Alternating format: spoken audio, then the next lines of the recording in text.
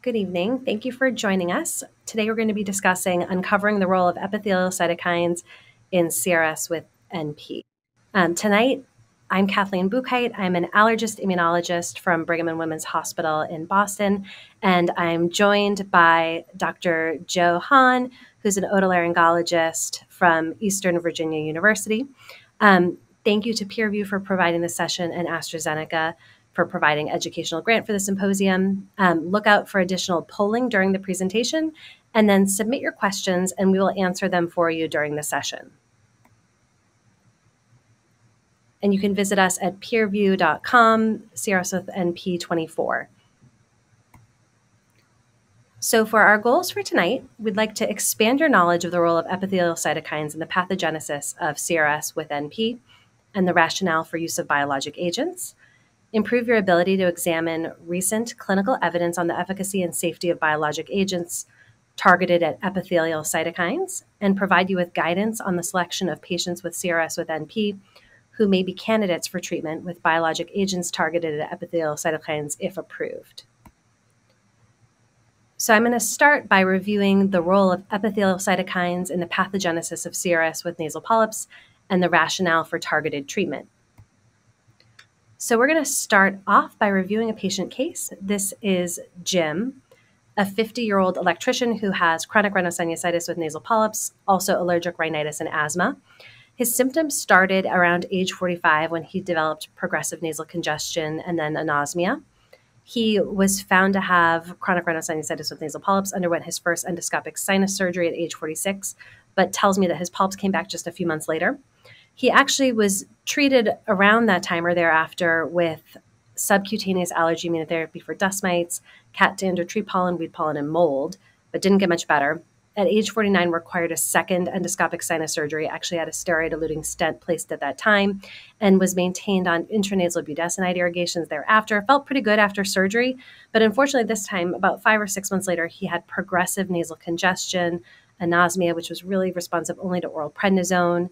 On nasal endoscopy, he had grade 3 polyps bilaterally. His SNOT 22 score showed significant impairment in his quality of life. The score was 47. He underwent an oral graded challenge to aspirin, which was negative. He did not react. And at this point, he was on budesonide irrigations twice daily, fluticasone inhaler, montelukast, cetirizine, and albuterol as needed. In terms of his labs, his blood eosinophil count was 600 and his total serum IgE is 239. And here is a look at his CT scan. We see that this is a patient who's had surgery before, and he has significant pan-opacification of the nasal polyps. I don't know, Joe, if you want to weigh in at all here as well. Yeah, so what we see is a coronal CT of the sinus bony window. And what we mostly see are the maxillaries and ethmoid sinuses. We see that the middle turbinates are partially resected. And you can see that the maxillary sinus on both sides are completely opacified, as well as the ethmoid sinuses are completely opacified. It looks like the patient had prior sinus surgery, and there are some partitions still in the ethmoid sinuses, but most of the ethmoid sinus partitions have been opened up. So, this is actually, I think, a pretty common patient for us to see who's presenting with severe nasal polyps. So in terms of how do we evaluate and diagnose chronic rhinosinusitis, so this is all comers with chronic rhinosinusitis with and without nasal polyps, we look for patients who have 2 or more of the following symptoms for 12 or more weeks, and this includes mucopurulent drainage, so either rhinorrhea or postnasal drip, nasal obstruction or blockage, so people who are coming with congestion, facial pain or pressure, and then impairment in sense of smell. And in our patients who have polyps, we see that nasal obstruction or blockage and sense of smell impairment are really significant symptoms that they complain of. This is paired with objective findings of nasal mucosal inflammation or sinonasal mucosal inflammation, including nasal polyps in patients who have chronic rhinosinusitis with nasal polyps or otherwise mucosal edema, and then inflammation of the paranasal sinuses on imaging. We know that chronic rhinosinusitis with nasal polyps leads to significant impairments in patient quality of life. So our patients who have chronic rhinosinusitis with nasal polyps report impairment in both physical and emotional domains. So they have the nasal symptoms that we talked about, and cough can also be a problem for these patients, or exacerbation of asthma or increased asthma symptoms. Patients with chronic rhinosinusitis with nasal polyps can actually have ear symptoms, so they can complain of ear congestion or pain, pressure, and even conductive hearing loss. And patients can also have emotional or sleep symptoms. So chronic rhinosinusitis with nasal polyps can be associated with anxiety and depression, difficulty with sleep, daytime fatigue, and then impairments in productivity at work and lost time at work or school. In terms of classification of chronic rhinosinusitis, about 20% of patients who have chronic rhinosinusitis with nasal polyps, meaning that when the otolaryngologist looks via nasal endoscopy, they see polyps on exam. This is associated with high levels of tissue eosinophilia, and in Western countries, it's associated with a T2 predominant inflammation or type 2 predominant inflammation. About 80% of patients with chronic rhinosinusitis have chronic rhinosinusitis without nasal polyps, which is a little bit more heterogeneous. It's associated with type 1, type 2, and type 3 inflammation, often less eosinophilic infiltration. And patients who have chronic rhinosinusitis with nasal polyps should be assessed clinically and ask the question about any past reactions to NSAIDs or aspirin, any medication that inhibits cyclooxygenase 1, which is a clue that this patient might have aspirin exacerbated respiratory disease, which is really a severe phenotype of chronic rhinosinusitis with nasal polyps, and important to consider in the evaluation of a patient with chronic rhinosinusitis with nasal polyps. In terms of the traditional treatment approaches for chronic rhinosinusitis with nasal polyps and what we've done, often first-line therapy is topical intranasal steroids, often paired with nasal saline irrigation. And in terms of the intranasal steroids, there are several different delivery methods that are employed. Nasal sprays are often reasonable to start with and easy for patients to use. The exhalation delivery system can be an effective modality to use for patients with nasal polyps. Nasal steroid drops or irrigations can be used for these patients and are often employed, and steroid-eluting sinus implants can also be used. Antibiotics can be useful in treating acute infections in patients who have chronic rhinosinusitis with nasal polyps, but the evidence of clinical significant efficacy in terms of long-term use is lacking. And leukotriene modifiers may be helpful in certain settings. They're certainly helpful for patients who have aspirin-exacerbated respiratory disease. And then systemic steroids can be quite helpful in terms of treating patients' overall symptoms, and lead to reduction in a lot of symptoms that patients complain about, including nasal blockage or congestion, and anosmia or hyposmia, the impairment in sense of smell. But it's recommended that these steroid courses be limited to short-term use only, given the known adverse effects with cumulative exposure to oral or systemic corticosteroids in a patient's lifetime. So we really only use systemic steroids for a very short amount of time. And in a patient who feels like they always are needing a systemic steroid, we really tend to move toward escalation of therapy in that setting. So in terms of next steps when medical treatment is unsuccessful, so that first-line therapy with intranasal steroids and saline irrigations, patients are often evaluated for sinus surgery at that time, for endoscopic sinus surgery. And this really has a goal of decreasing the overall inflammatory burden, debulking the polyp tissue, and then making larger openings in the sinuses so that the intranasal medications can be delivered topically into the sinus cavity. By debulking the polyp tissue and opening the sinuses, the intranasal corticosteroids can really get to the focus of inflammation up in the sinuses. And it's really important, and I think, we can have Joe speak to this, that these patients undergo good post-surgery maintenance therapy with ongoing topical steroid delivery.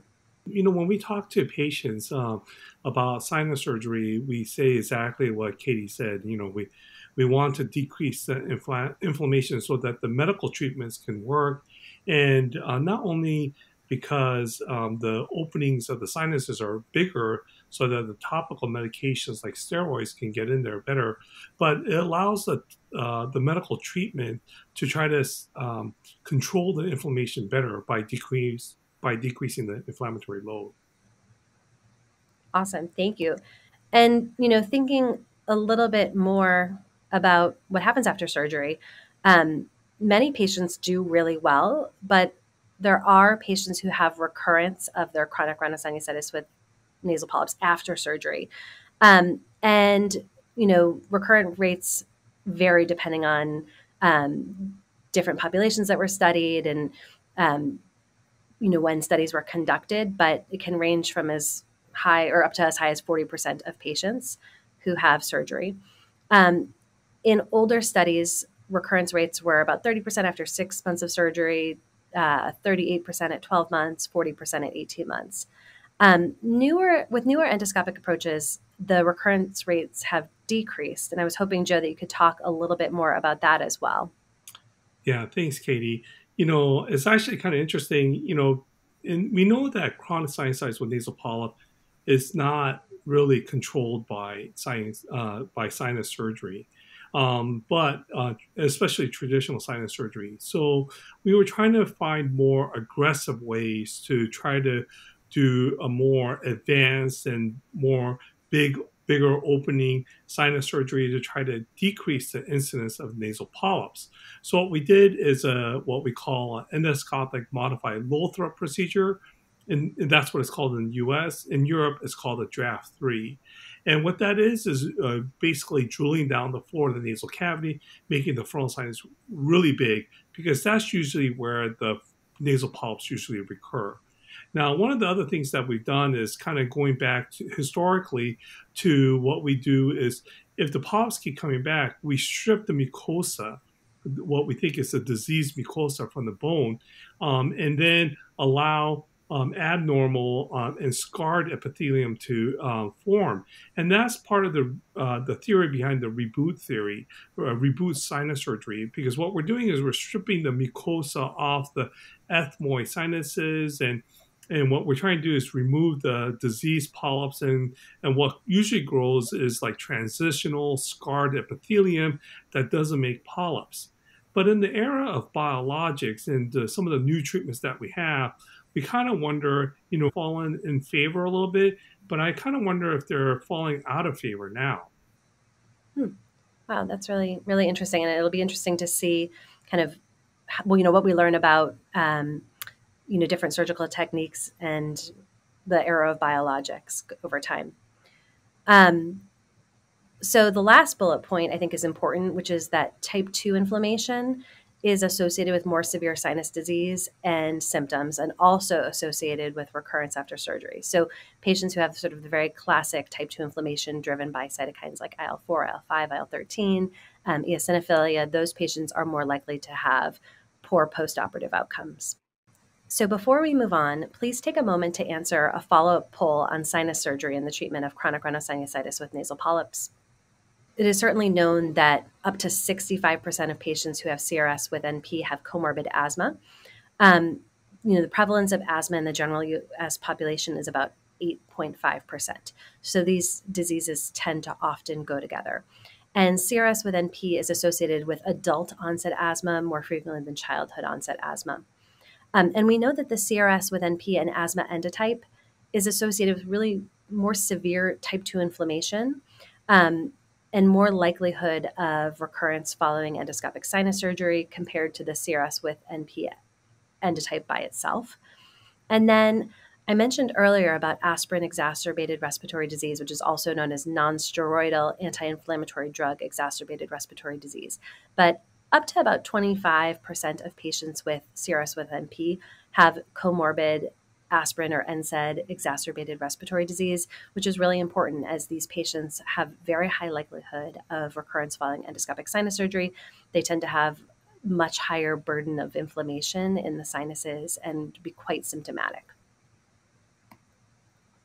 So in terms of type 2 inflammation, which is really the predominant inflammatory endotype we see in chronic rhinosinusitis with nasal polyps, it's known that in nasal polyp tissue, the epithelium is profoundly dysregulated. And we think that an external insult like allergens, pollutants, viruses, proteases can lead to alarmin production or innate type 2 cytokines from the epithelial cells. And this includes interleukin 25, 33, and thymic stromal lymphopoietin, or TSLP, which can lead to downstream adaptive cells like ILC2s or Th2 cells to produce type 2 cytokines like IL4, IL5, and IL13, which can have effects on a variety of different immune cells and also feed back onto the epithelium.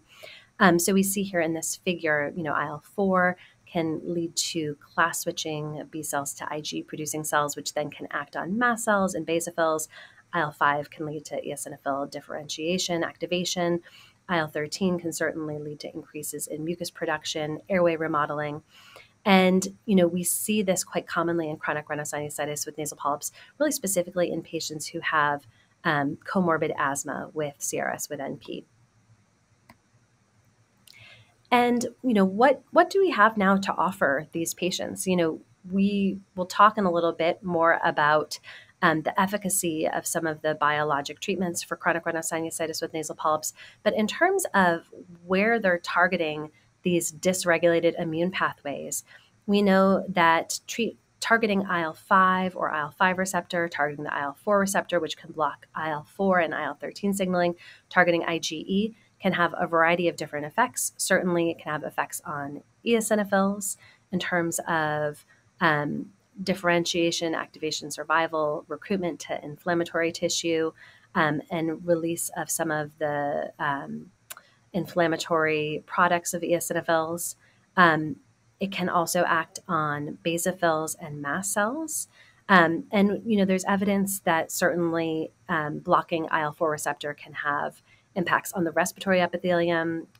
There's some emerging evidence that blocking IL-5 can also have impacts on respiratory epithelium, and known actions on B cells or plasma cells, airway smooth muscle, and macrophages. So really, these medications can target a variety of different inflammatory cells and mediators that are central to the pathophysiology of chronic rhinosinusitis with nasal polyps.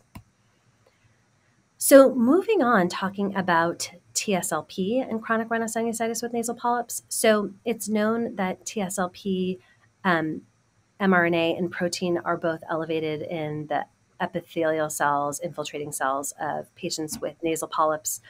TSLP has a role in inducing production of type 2 cytokines, as we talked about a few slides ago.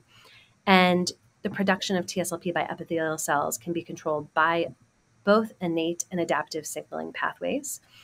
And targeting type 2 inflammation in chronic rhinosinusitis with nasal polyps, especially TSLP, can reverse actual structural changes through reprogramming of structural cells in interaction with their environment. So we talked on the last slide about how the epithelium and other structural cells can be impacted by type 2 cytokines, and targeting these can really have an impact on chronic rhinosinusitis with nasal polyp epithelial and structural cell tissue. So before we move on, take a moment to answer the follow-up poll on targeted therapies for the treatment of CRS with NP. So going into a little bit more detail about TSLP in chronic rhinosinusitis with nasal polyps, and we see here from this study that TSLP mRNA levels are higher in polyp tissue compared to sinus tissue from healthy people, patients with chronic rhinosinusitis without nasal polyps. And again, this is in the scrapings from sinuses and also sinus tissue. We also see that there's more TSLP receptor in the nasal polyp tissue, and that the TSLP receptor and TSLP mRNA levels correlate positively. Looking at the protein level, we see that in whole nasal polyp tissue, if you look at the figure on the top right, there is higher levels of the cleave active form of TSLP in patients who have aspirin exacerbated respiratory disease, so really severe phenotype of chronic rhinosinusitis with nasal polyps compared to patients with chronic rhinosinusitis. And looking at the bottom, you can see the Western blot showing again that the TSLP protein is higher in patients with AERD compared to patients with chronic rhinosinusitis. So when we think about TSLP and chronic rhinosinusitis, a potential hypothesis that is TSLP is produced by the epithelium found in the airways, skin, also eye mucosa, which by targeting it, you're really targeting a universal molecular pathway, which is used to transduce a warning signal. And beyond just the concept of the unified airway, really the idea that one biologic in a patient can target the whole spectrum of T2 inflammation expressing organs is something that I think we should consider when we're targeting TSLP. And then lastly, on this figure, we see really a summary of possible biologic mechanisms which are involved during CRS. And we can see places where treatment with a monoclonal antibody targeting TSLP might be effective. So as I mentioned, we see at the top here with the epithelium that the production of TSLP in epithelial cells can be triggered by external insults such as viruses, fungi, proteases, and here they show even particulate matter potentially causing this. And TSLP can really promote downstream type 2 inflammation by signaling through its receptor, the TSLP receptor, which can be expressed by a lot of different cells, including dendritic cells, ILC2s, mast cells, eosinophils, et cetera. And this can lead to release of IL-4, IL-13, which can signal through IL-4 receptor. And that can, as I talked about earlier, act on a variety of different cell types. We also see here that this can lead to release of inflammatory eicosanoids like prostaglandin D2 from mast cells, and that can cause further recruitment of inflammatory cells by signaling through CRTH2 or the DP2 receptor.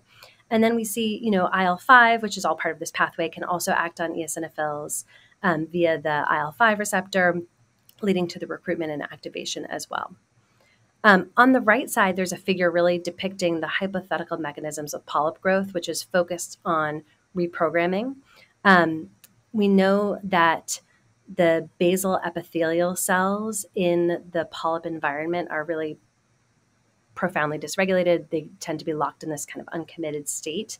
And in nasal polyps, TSLP expression is really uniquely restricted to basal cells and airway epithelium. And then lastly, highlights roles of the ALOX15 or 15-lipoxygenase pathway, and then cystatins and the P-glycoprotein axis as well. So, I think in summary, this is really a complicated system, and it is really just even scratching the surface here. I think that it's so much more complex than we even know.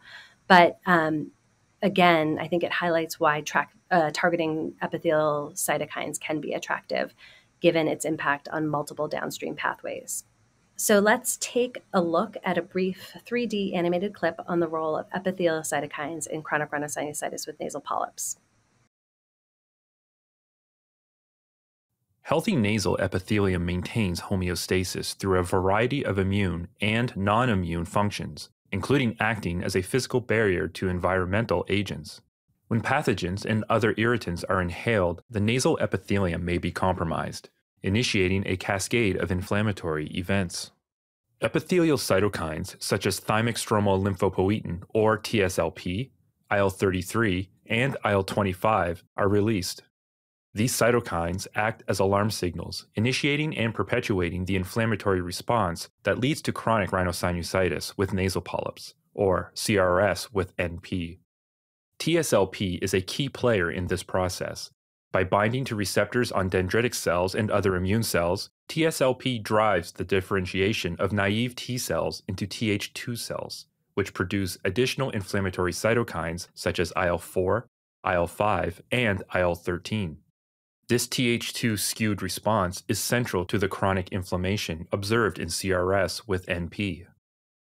Recent evidence also indicates that damage to the epithelium may initiate epithelial mesenchymal transition, or EMT, where epithelial cells transform into fibroblasts that promote tissue remodeling and ultimately polyp formation.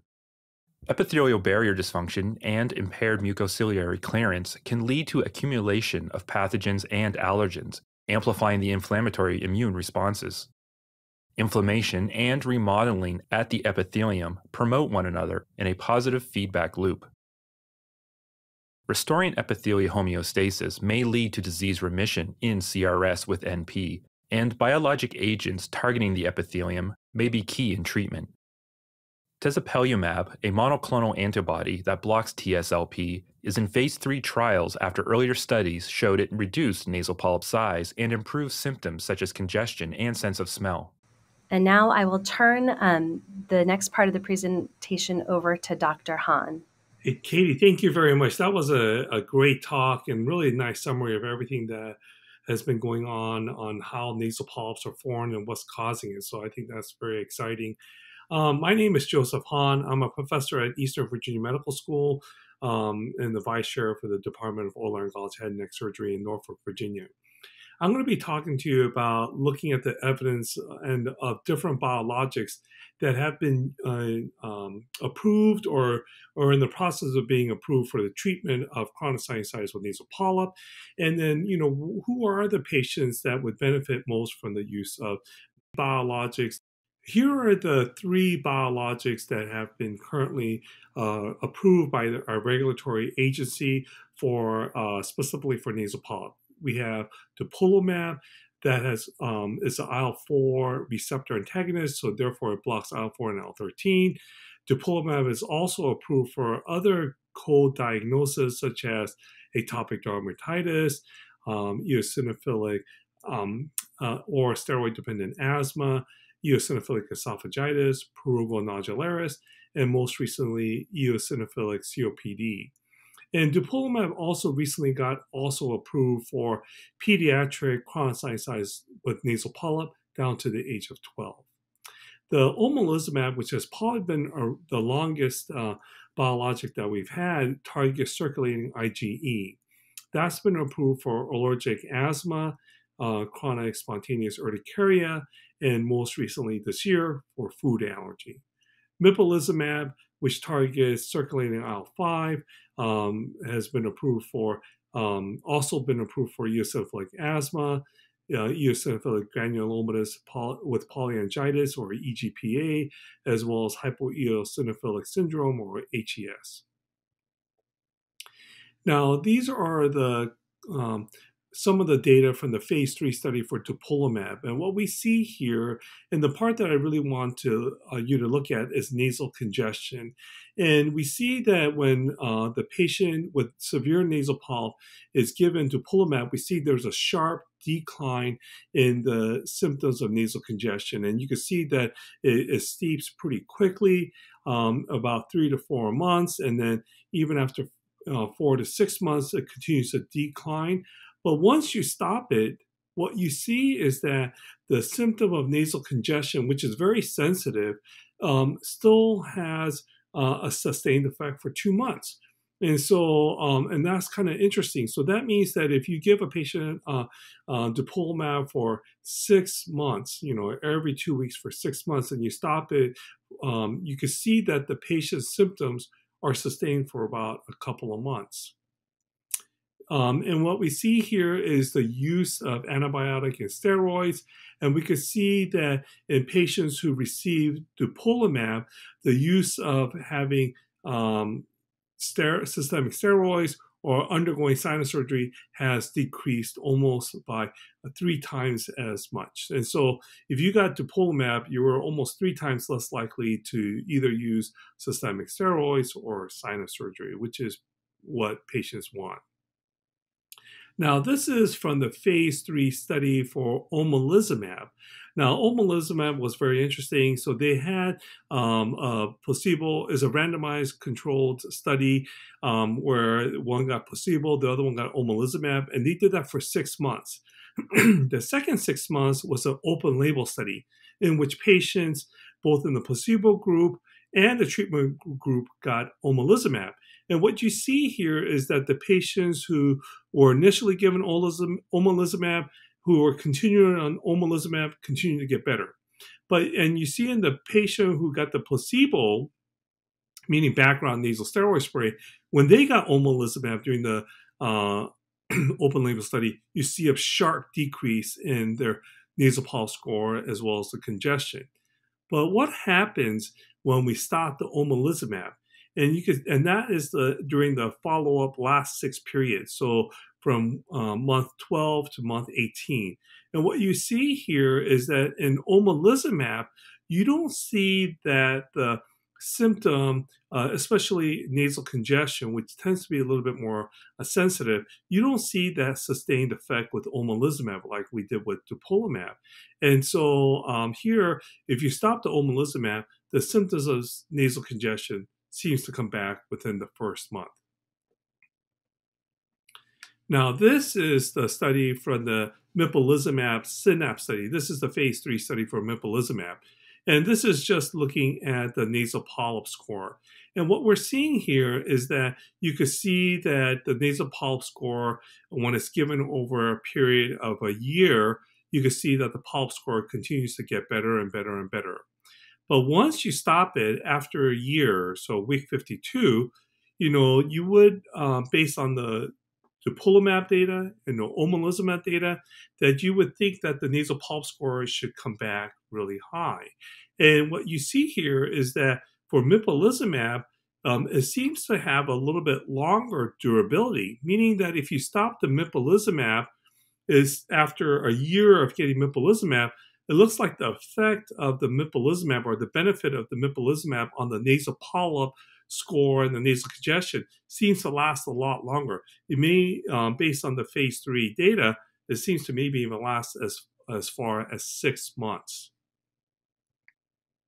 So that's kind of interesting because one of the things that we're interested in is if we give a patient a biologic, do we have to continue them on the biologic? And that's a very common question that we get. And so, when we tell patients, if you have bad nasal polyp, you don't do well with surgery or medical treatment, and we need to do something more. Biologic is what we need to do. And then the first question we usually get is like, how long? And initially, we didn't really know. But as the data has come out, we started to understand that maybe there's a process for step-down therapy, and maybe there's even a process where we can maybe eventually get them off that.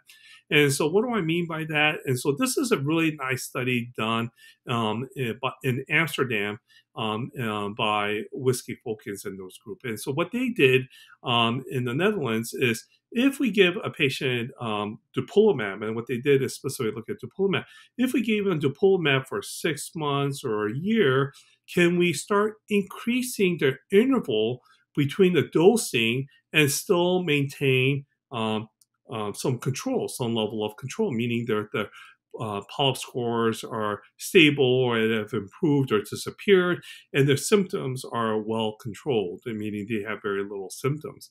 And we shouldn't be completely surprised by this, because in the dupilumab sinus 52 study, the second half of the sinus 52 were 2 treatment groups, one which got dupilumab for 2 weeks, the other one that got it for 4 weeks. And when we look at the data between that second half, those who got 2 weeks versus 4 weeks really didn't show a big difference. And that's kind of what we're seeing here in real life. So what we see is patients who are getting dupilumab, they're getting it every 2 weeks for 6 months. And then some of these patients are starting to spread out the interval between dosing. So instead of doing it every 2 weeks, they're getting it every 4 weeks. Some of them are getting it every 6 or 8 weeks. And even with that, the response has still been very good. And so that's very exciting. So then here, what we're starting to see is that, maybe patients who are getting these biologics, after we're able to suppress the high inflammation that was uncontrolled in the beginning, maybe we don't need as much to maintain that level of a low inflammation. I think there's still more to be seen, but I think this is a very exciting data.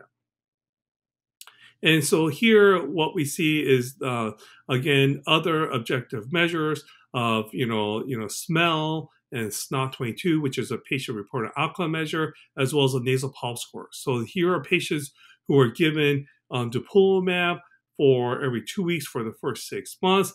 And then when we start spreading out the interval between that, they're able to still maintain the level of of smell or sense of flavor, and the patient severity of their sinusitis symptoms seems to be well controlled. Their SNOT-22 is level, as well as the nasal polyp score. It seems to go down and still sustain despite having longer interval between the doses of the interval. And this is specifically just for dupilumab.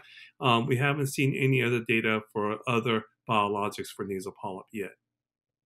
So here is another study looking at specifically ARD patients. These are aspirin triad patients. And we see here that patients who are getting the interval of dupilumab, we could see that this is another study showing that patients with the most severe nasal polyps, when we increase the interval between 2 weeks, 3 weeks, 4 weeks, and maybe even up to 8 weeks, that they're still able to do well by increasing the interval. So I think, we're going to start seeing more of these similar data for maybe hopefully other biologics as well. But so far what we're seeing mostly is for dupilumab and increasing the interval between the dosing.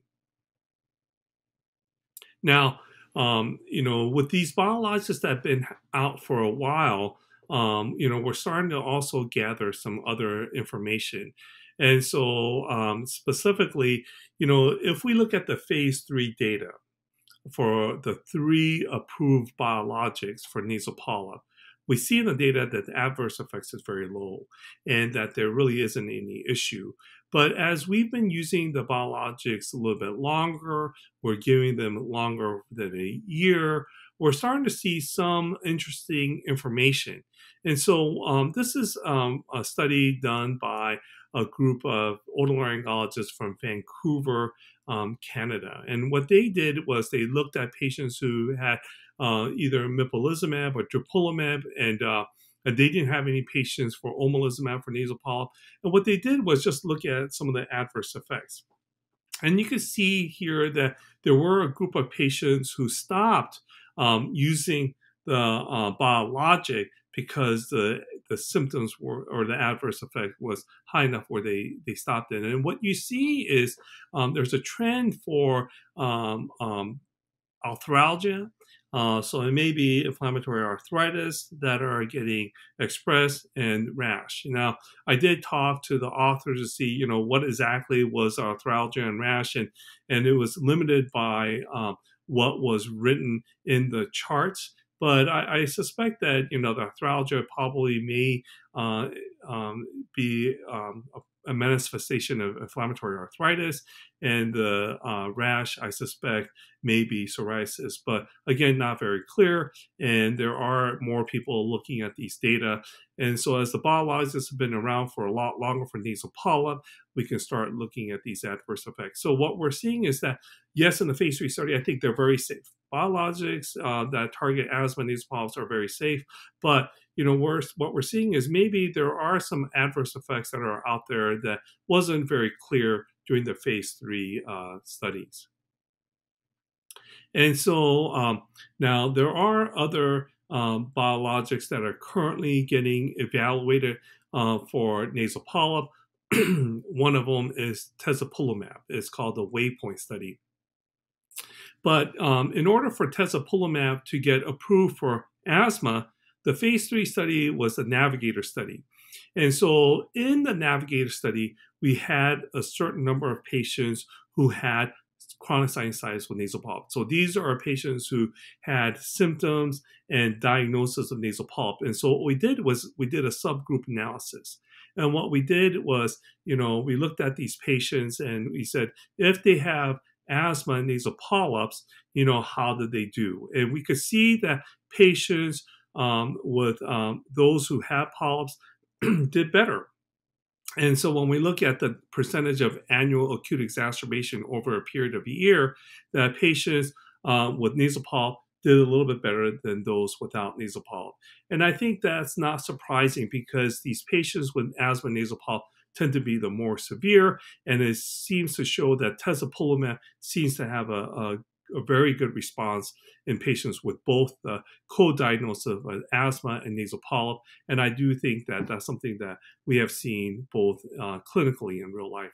And here we're looking at patients who were diagnosed with nasal polyp. So these are patients with asthma, self-diagnosed with nasal polyp. And when we look at SNOT-22, we see that those who had nasal polyp also had a better improvement in the SNOT-22. So SNOT-22, as I said earlier, is a patient-reported outcome measure or quality of life measure for sinusitis. So we can see that from this subgroup analysis from the Navigator study that patients who have asthma and also self-diagnosed with nasal polyp, they also seem to have a response. So I think that's very exciting. And what that means is that, that the Waypoint study, which is tezepelumab being used in patients with CRS with nasal polyp, will likely have a very positive results. We don't have that data yet. Hopefully we'll have that data soon. And these are other ways of looking at the certain domains within the SNOT-22, and it seems to show that tezepelumab seems to improve all the different 5 domains of the SNOT-22. Now, there are different ways you can break up the domains with the SNOT-22, but I think the one that's the most relevant and seems to be the most predictive of whether or not it's going to work or not is the nasal domain. So chart A. And you can see there that there is a statistical improvement within all domains, and most importantly, within the nasal subdomain of SNOT-22. So again, these are evidence to show that tezepelumab will also work in chronic sinusitis with nasal polyp. And so here is a nice forest plot of those who had polyps and who didn't. And what you see here is that that the patients, with nasal polyp and asthma, did well with tezepelumab, and you can see that any of the plots that are more on the left side favors tezepelumab, while those on the right side favor placebo group. And so for the most part, it seems to show that patients with, higher blood eosinophils, people with presence of FeNO, IgE, IL-5, IL-13, all tend to do very well. So again, everything that we've seen so far from the subgroup analysis from Navigator study seems to show that tezepelumab will likely improve our patients with nasal polyps.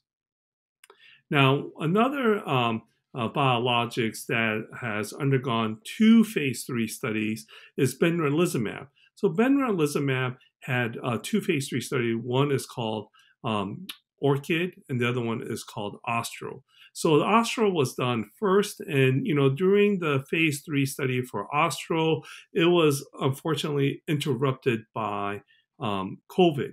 But from one of the phase 3 study, which is Austral, we could see that patients who got benralizumab for the nasal polyp seems to show that the patients do have improvement in the nasal polyp score, and they also have improvement in the patient's symptoms of nasal congestion.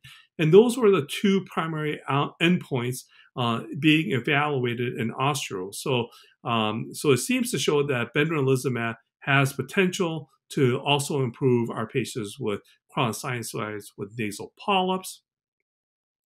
And so we'll have to kind of wait to see what we see in Orchid. And so the Orchid was the second phase 3 study evaluating benralizumab in patients with CRS with nasal polyp. We don't have that data yet, and hopefully we'll get that data. Now, there are other biologics that are also in phase 3 and have recently been completed. The other biologic that has completed a phase 3 study is depemokimab. And so depemokimab it targets circulating IL-5, and the 2 phase 3 studies was Anchor 1 and Anchor 2. And so we don't have data on that yet, but that should be hopefully coming out soon.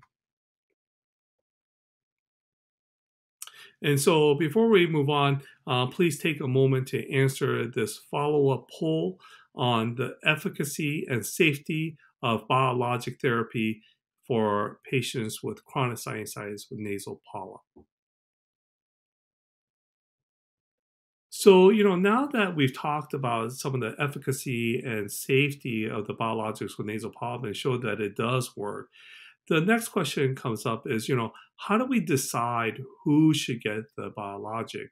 And so there's a group of rhinologists and physicians, the EPOS and the Euphoria physicians are made up of otolaryngologists, allergists, pulmonologists, and we have all gotten together as a group to say, since there are so many biologics are out there, how do we decide who should get it? And so one of the ways we've kind of initially described it was looking at patients with nasal polyp. So they have to have nasal polyp. We say that they should have a type 2 inflammation, and the way we defined it as having high tissue eosinophils greater than 10 eosinophils in a high power field, having a blood eosinophils greater than 150, or having a total IgE greater than 100. Now we know those are low bars, but those are one ways that you can clinically determine if a patient with nasal polyp is a type 2 disease. Other ways we've kind of defined is, that these are patients that are severe or uncontrolled. So these are patients who are requiring at least 2 or more systemic steroids in a year. And so these are patients who are getting over 400 or 500 milligrams of prednisone in a year. So that's a lot. These are patients who are more severe and probably not well controlled. And so another way to define whether or not someone has severe sinusitis is having a SNOT score greater than 40. And we know that patients with nasal polyp, one of the best symptoms of deciding whether or not polyps are starting to come back is whether or not they lose their sense of smell. And now, smell can kind of be a little bit misleading for patients. So what I use is the word flavor. So if you're eating a pizza and the pizza doesn't taste good, that means you probably lost your sense of smell or flavor. Sometimes they get smell mixed in with taste, but I think smell and flavor is a pretty good word. Now, if you also look at patients with nasal polyp, the people who usually tend to have the more severe nasal polyp are usually patients with co-diagnosis or comorbid asthma at the same time. Before we move on, please take a moment to answer a follow-up question on the current EPOS Euphoria criteria. Another way to look at it is that there's this multidisciplinary management strategy looking at patients with nasal polyps. So now this paper was also written by a group of otolaryngologists and allergists, and got together and said, if we have a patient with nasal polyp, what should we do? And this is more focused around the U.S. And so and we were looking at regulatory approved products or treatments that were common practice. And so what we all agreed on, what all the experts agreed on, is that they should have both subjective and objective evidence of nasal polyps. We should maximize topical therapy or maybe give them a short burst of steroids. So those are all things that I think everybody agrees on. These are things that are over the counter, like nasal steroid sprays are over the counter. And one of the questions that came up is, if we do a nasal steroid spray, how long do we say that it works or it doesn't work? And we agreed, the experts agreed, that it should be about 4 weeks. And after we've kind of maximized the topical therapy and give them a little bit of systemic steroids, what do we do after that? And I would say most of the experts felt like if patients with nasal polyp, that they should probably undergo sinus surgery. We understand that there are some patients who may not want surgery. There are some patients who have poorly controlled asthma that won't be good candidates for general anesthesia. These are patients that where maybe we should consider a biologic first. But if they've not had sinus surgery, I think most people, both in the U.S. and outside, both agreed that they should at least undergo one good sinus surgery and then followed by medical treatment afterwards. And we know that even with good sinus surgery and topical steroids afterwards, which is usually the first line of treat, the the main workhorse after sinus surgery, we know that the polyps will come back in about 50% of these patients. And who are these patients? These are usually patients with co-diagnosis of asthma and or ARD patients. So then if they fail the sinus surgery and the topical steroids, we can then talk about all these different options that are commonly used in our patients with nasal polyps. And, I think it's really important, when, after the polyps come back and, they fail some of the initial systemic treatments, you want to kind of have bring in the patient and see what the patient wants. Do they really want more surgery, or do they want some type of, treatment with topical steroids or other forms of topical steroids, or, do they want to be on a biologic? And then if they do, does the frequency in which they get the biologic, is that important or not? And, and for me, what usually drives, how aggressive to be with the treatment is usually the severity of the symptoms.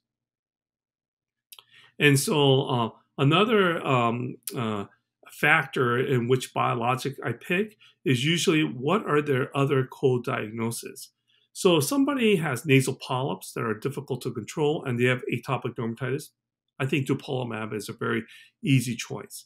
If someone has urticaria, spontaneous urticaria, and has nasal polyp, omalizumab is a really good option.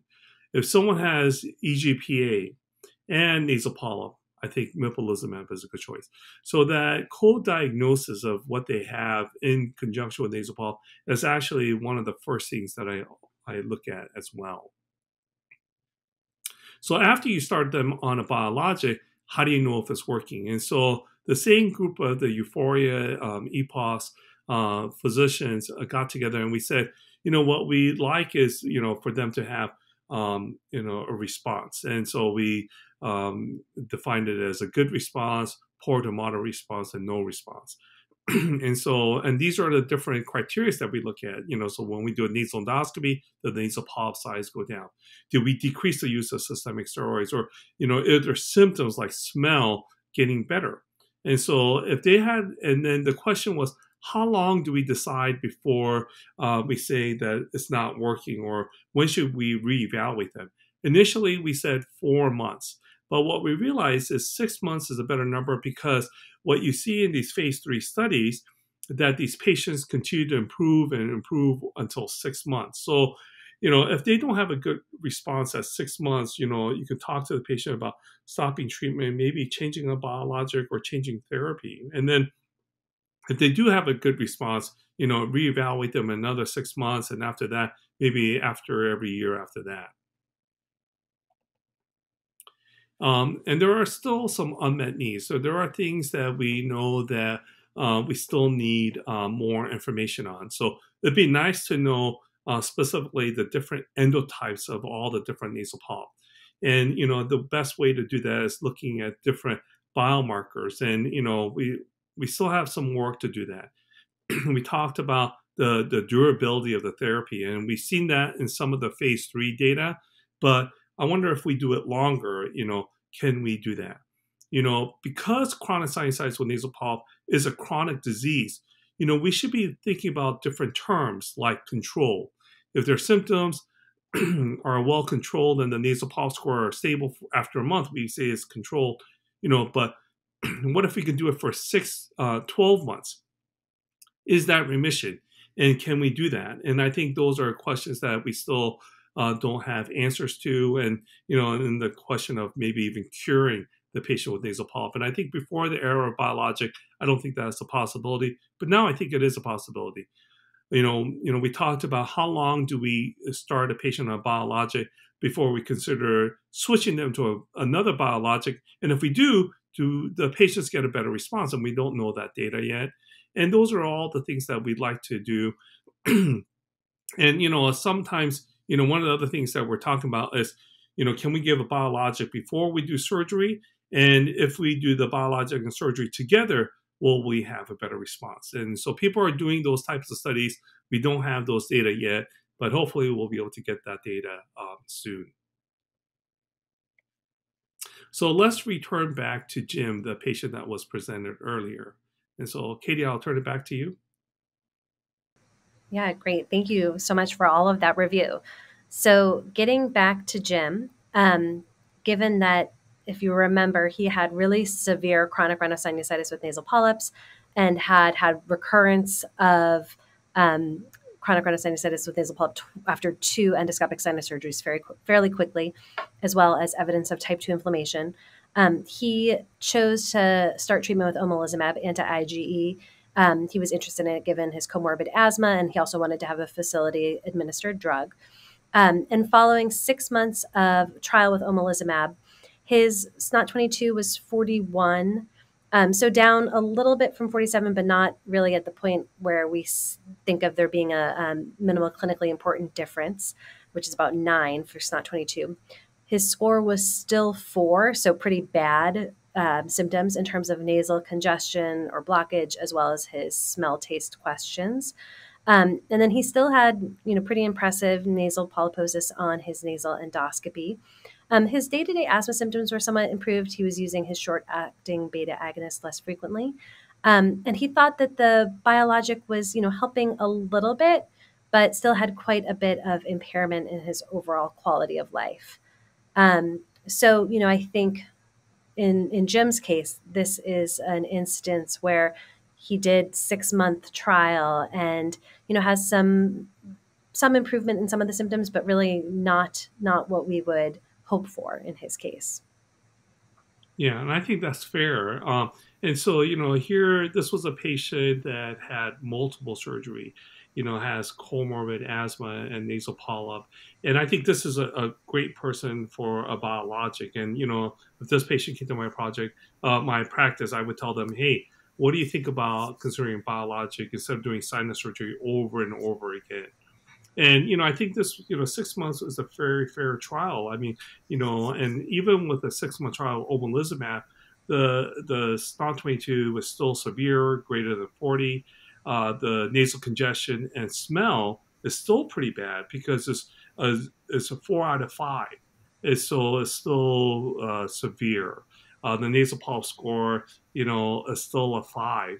That's pretty high. And so I would say, yes, maybe his asthma got better, but his nasal polyp is not as good as he could be. And, and that's not unusual. So like these patients who have comorbid asthma and nasal polyp, when we give a biologic, in some patients, they actually do better with nasal polyp, but not so much with asthma. Sometimes with asthma, not so much with nasal polyp.